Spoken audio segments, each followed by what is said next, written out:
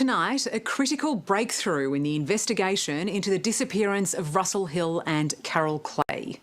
The couple, both in their 70s, vanished 19 months ago after going camping in the remote Victorian high country. Since then, there have been few solid clues, but plenty of speculation about the case, including the likelihood they've been murdered. Now, though, we can reveal a significant development. Police hope it could solve the mystery, but there's still a lot of work for detectives and they need your help.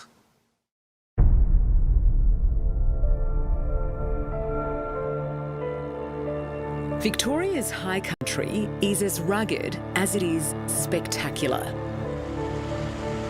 But this journey deep into the Alpine National Park isn't fuelled by adventure, rather heartache and fear.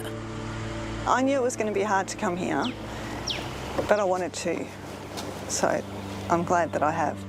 Two brave sisters, Debbie and Colleen, are coming here for the very first time, determined to discover the truth about their missing father.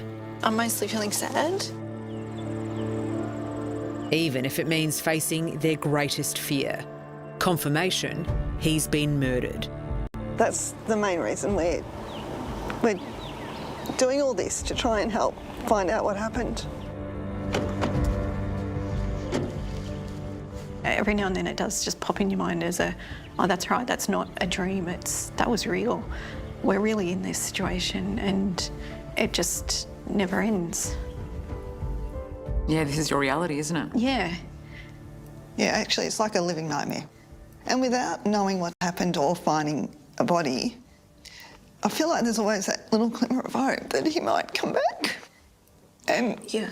So that's really hard because deep down I know he won't. But that little possibility is still there.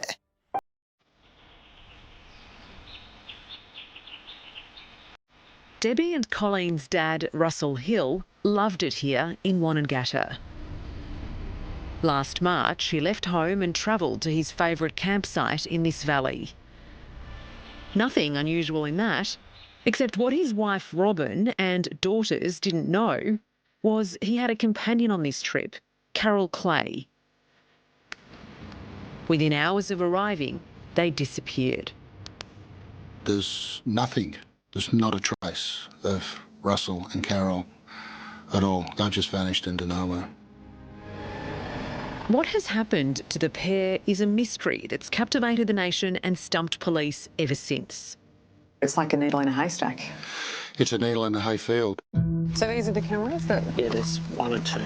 But after 19 months of frustratingly little progress, detectives are now convinced they've made a major breakthrough. Detective Inspector Andrew Stamper, the head of Victoria's Missing Persons Squad, is just as determined as Debbie and Colleen to dig up the secrets buried deep in the bush. So you're piecing it together? Yeah. Getting closer? Absolutely. And tonight, he has vital new evidence he needs all of Australia to see. This information that we release today will be, I think, a big step towards solving this mystery. And this is the first time you're revealing this to the public? Absolutely, yes.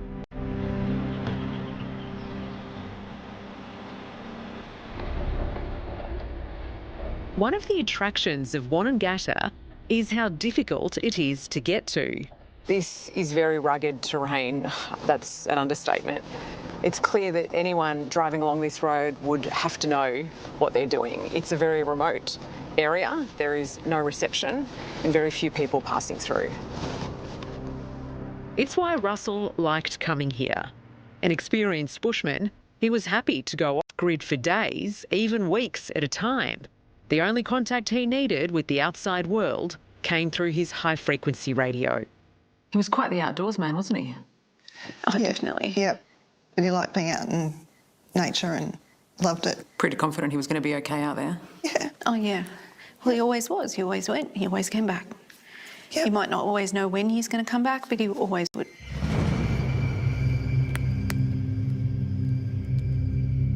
At first, there was nothing different about this trip. On the night he and Carol arrived, Russell radioed home, a sign he was safe. But that would be the last time his wife, Robin, would hear his voice. It was unusual for your mum not to have heard from him for 2 or 3 days. Yeah, she said she usually could hear him talking on the radio to his friends, and she hadn't heard it for a couple of days, and that was unusual. When did you start to get worried? When Mum rang, Yeah. and she said she was worried because she hadn't heard from him, and I could tell by the worry in her voice that it was really serious. She knew deep down that something was wrong, so then she did contact the police. When police reached the campsite, they were immediately suspicious. Russell's tent, filled with camping gear, was burnt to ashes. But his ute was barely touched. It was locked, with the contents of the pair's wallets strewn across the floor. There is a lot of suspicion around the fire, and we can't say why the fire happened. There are some elements of the fire that elevate that level of suspicion. So, say, for instance, the stove, which no one would put inside a tent. No one's going to cook inside a tent. Well, the stove was inside the tent in the fire. Doesn't make sense, does it? Doesn't make sense at all, and particularly for someone like Russell, who I say is a very experienced, very fastidious camper. So there's a lot of elements about that fire that make it look like the fire was set to conceal a crime. But it wasn't just the fire that caused confusion and angst for Russell's daughters. It was a shock when the police mentioned something about, do we know a Carol? But that was the first we knew about it. And this is a difficult question, but do you know anything about their relationship? No, we didn't know anything about him and Carol being together.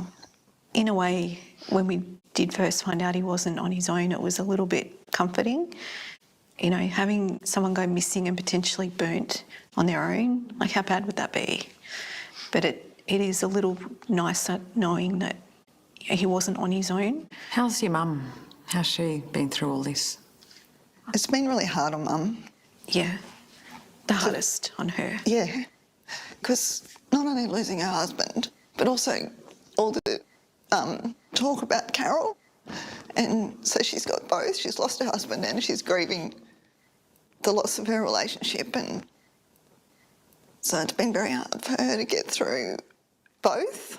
They had to keep it secret, and in some ways I feel that that's why they went to such a remote place. While Russell's family was kept in the dark, Carol's younger sister Jill knew the pair was together. Did you know that Carol was going on this trip? Yes, I knew. I knew that she was going camping, not just on that occasion, but on other occasions. And I knew that she was having the relationship and that they were doing these trips, yeah. It is a difficult topic to discuss, isn't it? Oh, extremely difficult, yes. And I feel very sorry for Robin because she found out 2 things at the same time. You know, one, that Russell was missing, and 2, he was camping with someone else. Yeah, very, very difficult.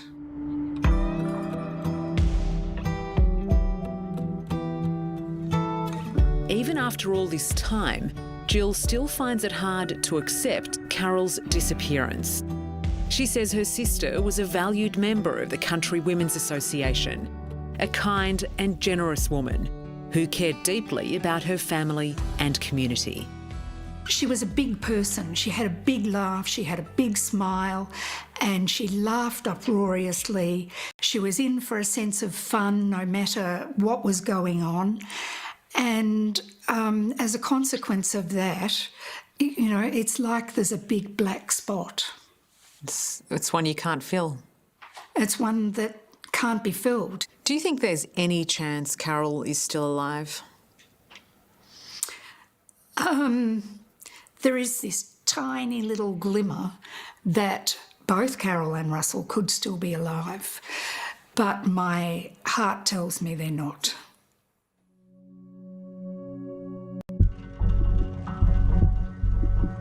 It's a view that sadly is shared by Russell's daughters, because they say the alternative, that Russell and Carol simply ran away, is inconceivable. So you don't think there's a possibility that Russell and Carol may have wanted to start a new life together? I don't see why he would need to run away. He was unfortunately seeing Carol possibly anyway. Why run away? They're already seeing each other. Yeah. I think if that's what they wanted to do, they would have just done it. They wouldn't have done it this way. Yeah. It doesn't add up to me at all.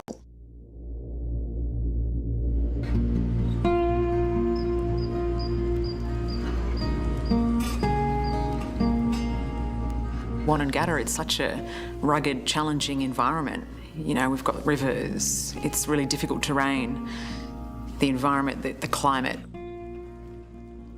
Has that made you think about the possibility that he may never be found? Yeah. I do think about that, because what does that mean with how we deal with this?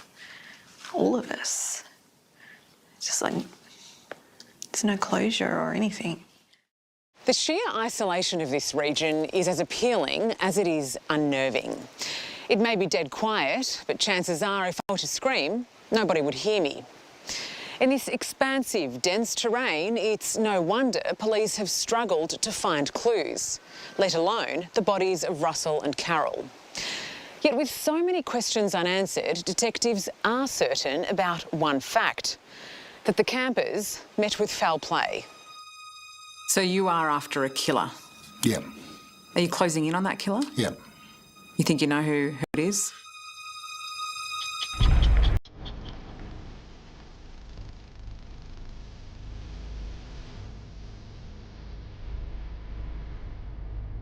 A blackened bucket, charred chairs and torched tent poles. This is the first time that we've revealed any of these items.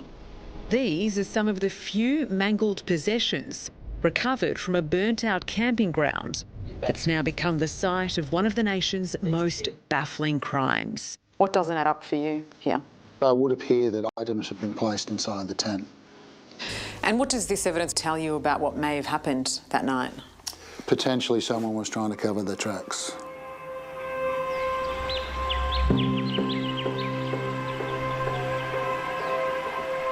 Victoria's high country may be beautiful, but it can be brutal too. It has a curious history of people going missing, including Russell Hill and Carol Clay, who vanished here 19 months ago, presumed murdered. Searched exhaustively through all that area and there is no sign of them. There's 1,000,001 places you could hide a body out there. Yeah. This is just like building a big jigsaw puzzle but not having the box lid to know what it looks like. Piecing this together has been no easy feat for leading investigators Detective Inspector Andrew Stamper and Detective Acting Sergeant Brett Florence. They've spent countless hours sifting through every bit of evidence in this puzzling investigation. So these are the cameras here that you're particularly interested in? So there's 2 here. Central to this case are these roadside cameras, situated on one of 3 roads out of Wonnangatta. By analysing footage captured here, police have managed to account for every vehicle that left the valley that weekend, except for this one. We're getting close. We are. But the key to it all is this car. That's our key. We believe it's a mid-90s Nissan Patrol. This one is dark blue. Tonight, police can reveal that this car and trailer are now the strongest leads in their hunt for clues.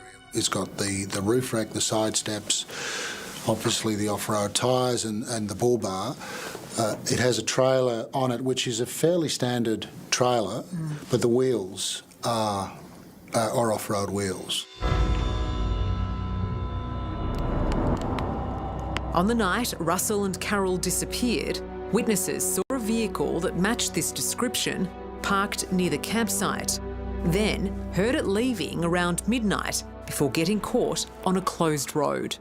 So we know that there was a car that sounded like a petrol motor towing a trailer that was at that gate, had to perform a 20 or 30 point turn on a narrow track, so I was there for some time just trying to turn around.